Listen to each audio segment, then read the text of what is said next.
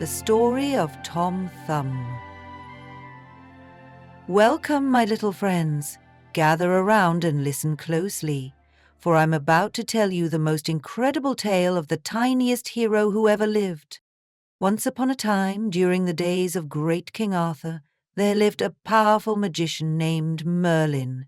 Oh my goodness, this wasn't just any magician. Merlin was the most skillful enchanter the world has ever known.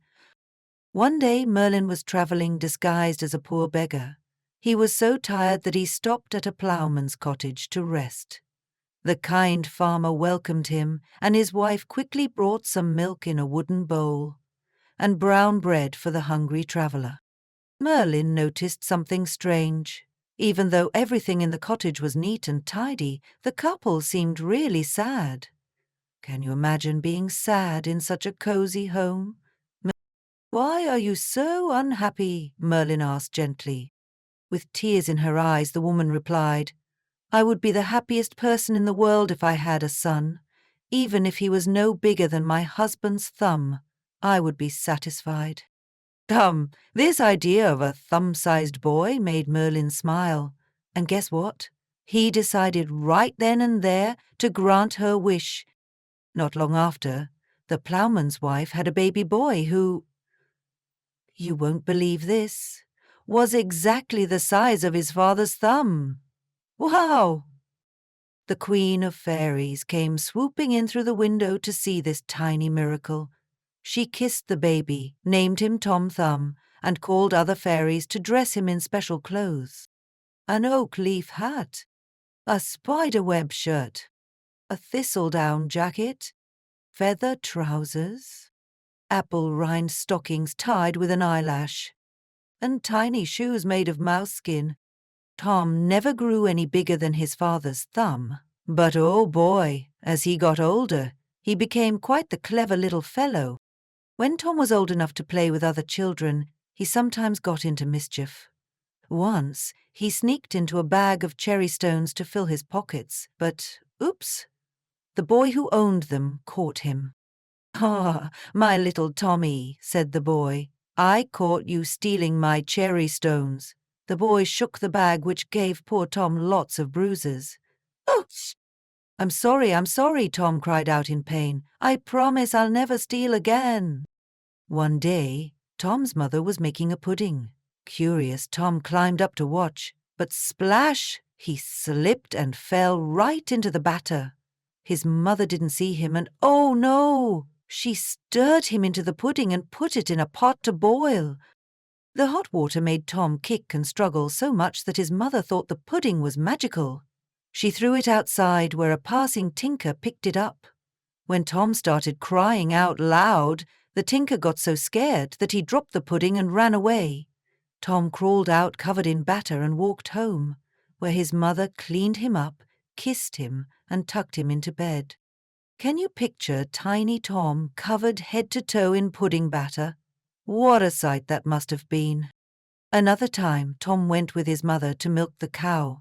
Since it was windy, she tied him to a thistle with a thread so he wouldn't blow away. But goodness gracious, the cow ate the thistle with Tom attached.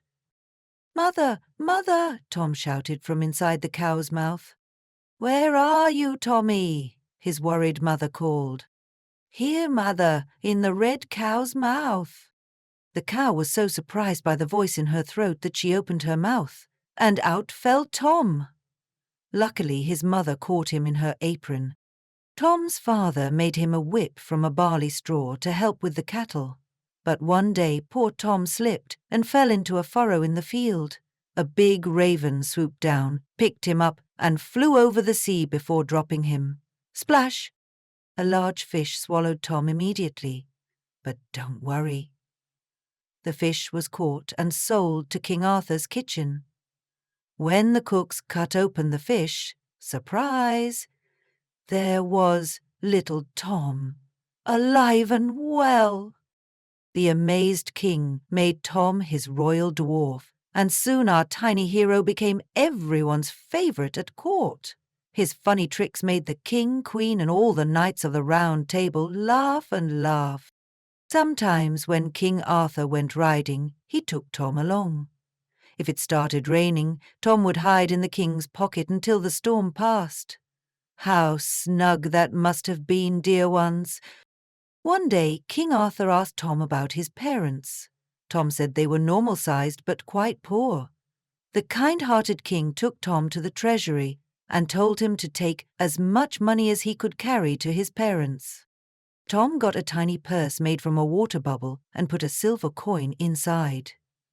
It was super heavy for someone so small.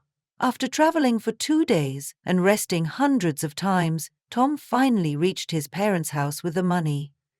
His mother was so happy to see him that she ran out and carried him inside.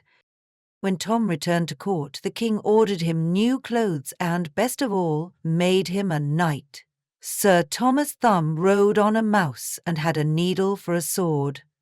Everyone laughed to see Tiny Tom on his mouse, riding alongside the king on hunting trips. The king loved Tom so much that he had a small gold palace built for him, with a door just 1 inch wide. He even gave Tom a coach pulled by 6 little mice. Now, wasn't that fancy? But the queen became jealous of all this attention. She told the king that Tom had been rude to her.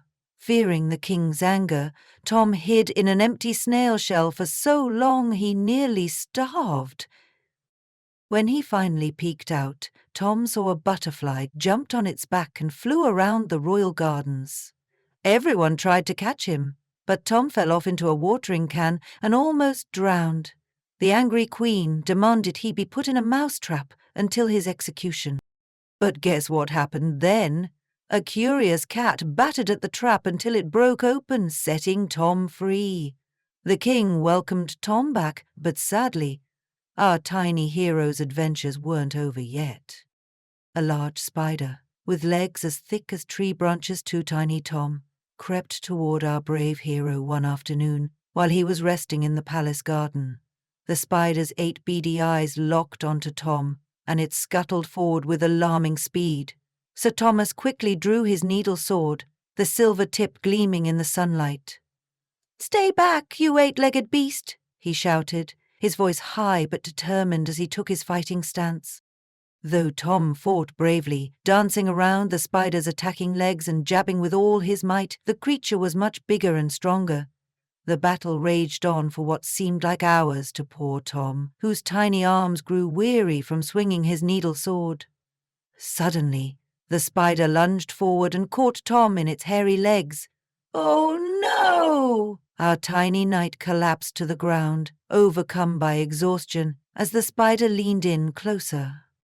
King Arthur himself happened to be walking in the garden at that very moment and saw his little friend in danger. "Hold fast, Sir Thomas!" the king bellowed, rushing forward with his royal handkerchief.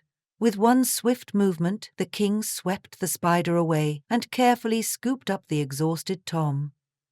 The royal physicians were summoned at once, and they tended to Tom day and night until his strength returned. The whole court held their breath, hoping their beloved tiny knight would recover. After a week of rest and sipping dewdrop tea, Tom opened his eyes and sat up in his thimble bed.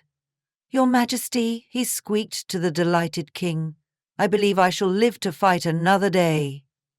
The news spread quickly throughout the kingdom, and there was much rejoicing. Instead of a monument, King Arthur declared a holiday in Tom's honor, and from that day forward, Sir Thomas Thumb became known not just as a knight of the Round Table, but as the bravest, tiniest hero the kingdom had ever known. And do you know what, my curious little friends? Some say he's still having adventures today, riding mice and outsmarting spiders, though you'd have to look very, very closely to spot him.